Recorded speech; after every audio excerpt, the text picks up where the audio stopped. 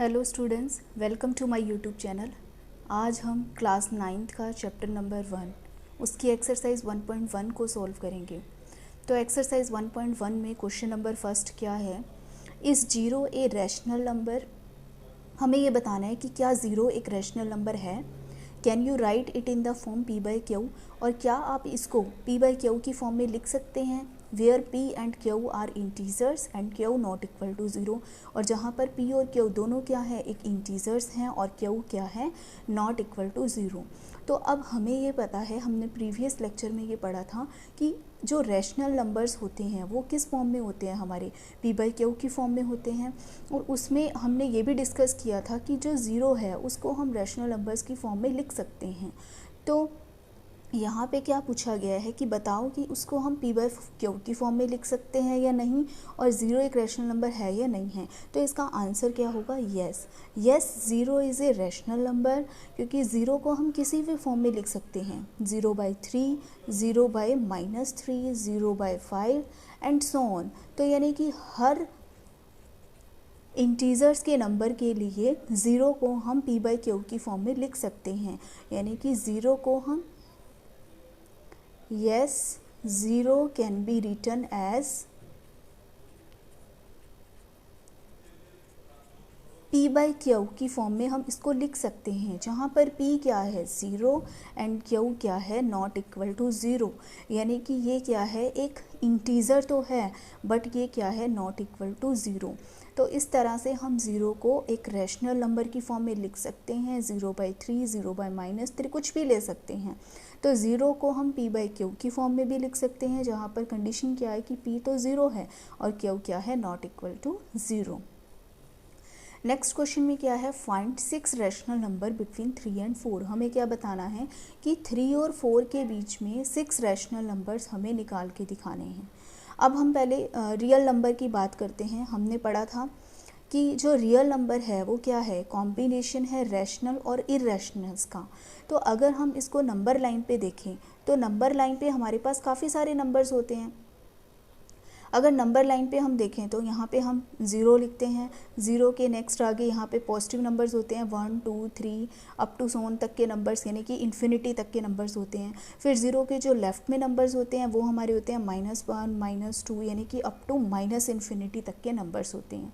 तो real numbers पे हमारे पास हमें ये पूछा गया है कि हमें 6 रैशनल नंबर्स निकाल के दिखाने हैं 3 और 4 के। बट इस रियल नंबर में यानी कि हमारे पास काफ़ी सारे इनफाइनाइट नंबर्स होते हैं। वो नंबर हमारे रैशनल भी हो सकते हैं और इरेशनल्स भी हो सकते हैं, क्योंकि जो रियल नंबर है वो किसका कॉम्बिनेशन है, रैशनल और इरेशनल नंबर्स का। तो इस नंबर लाइन पे काफ़ी सारे नंबर्स हो सकते हैं, वो रैशनल भी होंगे और वो इरेशनल्स भी होंगे। तो उसी रैशनल के अंदर हमारे नेचुरल आते हैं, हमारे होल नंबर आते हैं, हमारे इंटीजर्स आते हैं। अब हमें ये बोला गया है कि हमें 6 रैशनल नंबर्स निकालने हैं 3 और 4 के बीच में। अगर मैं कोई भी दो नंबर लेती हूँ, सपोज़ मैंने ये लिया 2 और 3, तो इस 2 और 3 के बीच में भी काफ़ी सारे इनफाइनाइट नंबर्स होंगे। वो नंबर्स हमारे रैशनल्स भी हो सकते हैं, यानी कि किसी भी फॉर्म में हो सकते हैं। तो इनफाइनाइट नंबर्स हमारे 2 और 3 के बीच में होंगे। अब क्वेश्चन में हमें ये पूछा गया है कि 3 और 4 के बीच में हमें रैशनल नंबर्स बताने हैं। तो इसका एक मेथड ये है कि अगर हमें 3 और 4 के बीच में बता रहे हैं तो 3 हमारे पास हम यहाँ ले लेते हैं कहीं और 4 यहाँ ले लेते हैं। अब 3 और 4 के बीच में अगर हमें रैशनल नंबर्स निकालने हैं तो उसका हम जस्ट मिड पॉइंट देखेंगे। मिड पॉइंट कैसे निकालते थे हम, कि दो नंबर्स को ऐड करके बाय में 2 कर देते हैं। यानी कि यहाँ पे क्या है कि 3 और 4 के हमें मिड में नंबर्स निकालने हैं। तो कैसे निकालेंगे वो हम, 3 + 4/2, तो यानी कि यहाँ पे हमारे पास क्या आ जाएगा, 7/2। तो इस तरह से 3 और 4 को ऐड किया और बाय में 2 कर दिया, तो 3 और 4 के बीच में हमें एक नंबर मिल गया 7/2। इसी तरह अब हम 3 और 7/2 के बीच में भी नंबर्स निकाल सकते हैं, 7/2 और 4 के बीच में भी नंबर्स निकाल सकते हैं। तो अगर हम 3 और 7/2 के बीच में नंबर्स निकालते हैं तो वो क्या होगा, उसके लिए भी ये क्या है, एक तरह से मिड पॉइंट का काम कर रहा है। तो हम इन दोनों को ऐड कर देंगे, तो 3 + 7/2 और बाय में 2 आ जाएगा। अब इसको जब हम एलसीएम लेके सॉल्व करेंगे तो 3 2 = 6 प्लस 7 बाय में क्या हो जाएगा 4, क्योंकि 2 और 2 दोनों मल्टीप्लाई हो जाएंगे। तो 6 + 7/4 यानी कि यहाँ से हमें एक नंबर मिल गया 13/4। तो यहाँ पे यानी कि 3 और 7/2 के बीच में एक नंबर क्या हो गया 13/4। अब हम क्या निकालेंगे 7/2 और 4 के बीच में भी निकाल सकते हैं।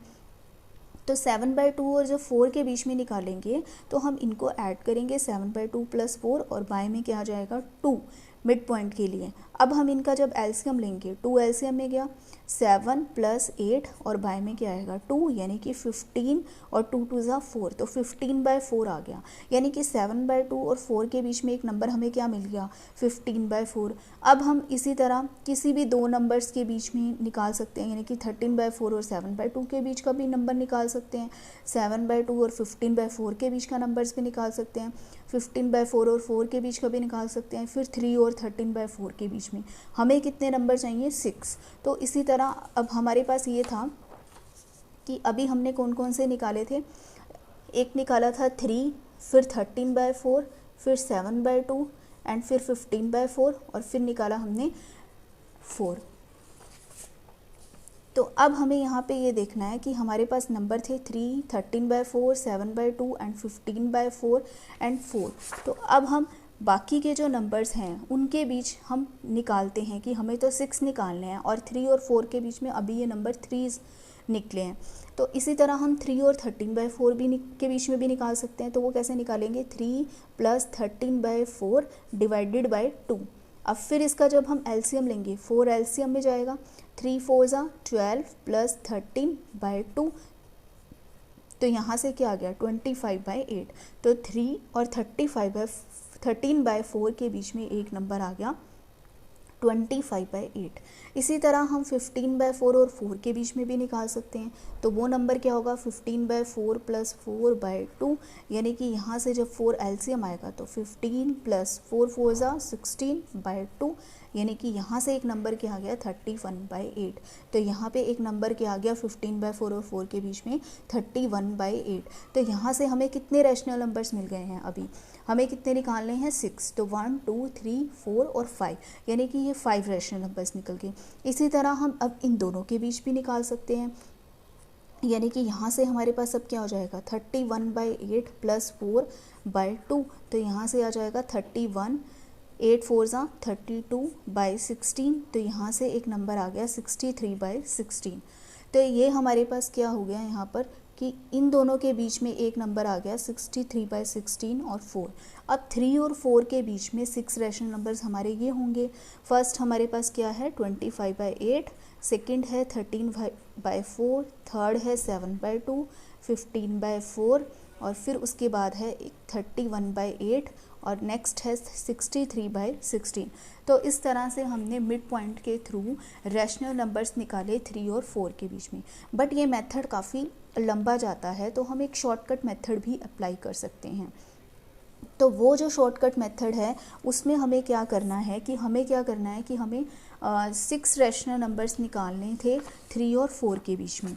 3 और 4 के बीच में अगर हमें 6 रैशनल नंबर्स निकालने हैं तो हम उससे जस्ट एक आगे का नंबर ले लेते हैं, यानी कि 6 रैशनल नंबर्स निकालने हैं तो हम 6 में 1 ऐड कर देंगे तो 7 हो जाएगा। तो अब हम क्या करेंगे 3 और 4 के बीच में रैशनल नंबर्स निकालने के लिए मल्टीप्लाई करेंगे 7 को न्यूमरेटर में भी और डिनोमिनेटर में भी। इसी तरह 4 में भी मल्टीप्लाई करेंगे न्यूमरेटर और डिनोमिनेटर में 7 से। तो 3 7 ज़ा 21/7 और 7 4 ज़ा 28/7। तो अब इनके बीच में जितने रैशनल नंबर्स हैं यानी कि 21 के बाद नेक्स्ट नंबर क्या होगा 22, फिर 23, फिर 24, फिर 25, इसी तरह 26 और फिर 27।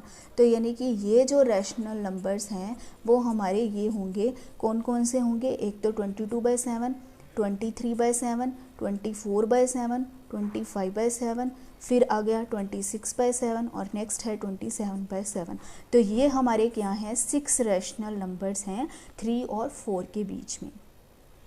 इसी तरह नेक्स्ट क्वेश्चन नंबर 3 में भी सेम यही बोला गया है कि हमें 5 रैशनल नंबर्स निकालने हैं 3/5 एंड 4/5 के बीच में।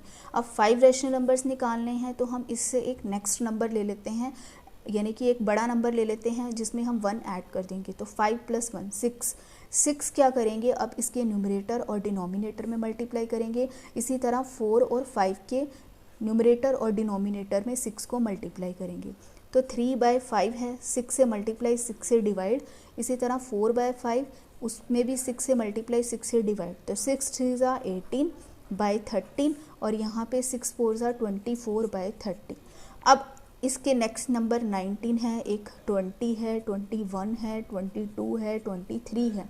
हमें तो 5 निकालने हैं, तो यानी कि नेक्स्ट नंबर हमारा 19/30, 20/30, 21/30, 22/30, 23/30। तो 5 रैशनल नंबर्स हमारे ये होंगे 19/30, 20/30, 21/30, 22/30 एंड 23/30। तो इस तरह से हमने रैशनल नंबर्स निकाले हैं। किन्हीं भी नंबर्स के बीच में निकालने का मेथड यही है।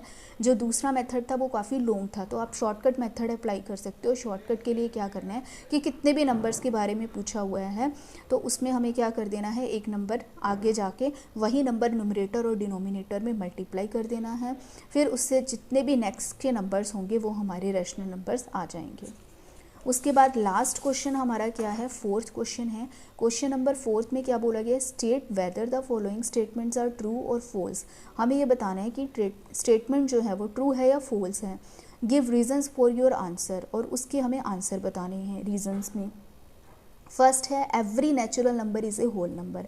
तो ये कंडीशन ट्रू है या फॉल्स है। हर नेचुरल नंबर होल नंबर होता है, ये कंडीशन क्या है, ट्रू है, क्योंकि नेचुरल नंबर में हमारे पास क्या होता है 1 2 3 अप टू इन्फिनिटी तक के नंबर्स, और होल नंबर्स में हमारे पास क्या होता है 0 1 2 3 अप टू इन्फिनिटी तक के नंबर्स।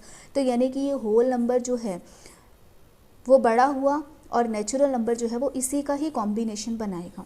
तो इस तरह से हम ये लिख सकते हैं कि ये ट्रू है क्योंकि natural number lies in whole number. तो नेचुरल नंबर जो है वो होल नंबर में ही लाई करता है। Natural number lies in whole number. Next पूछा है every integer is a whole number, कि हर एक इंटीजर होल नंबर होगा।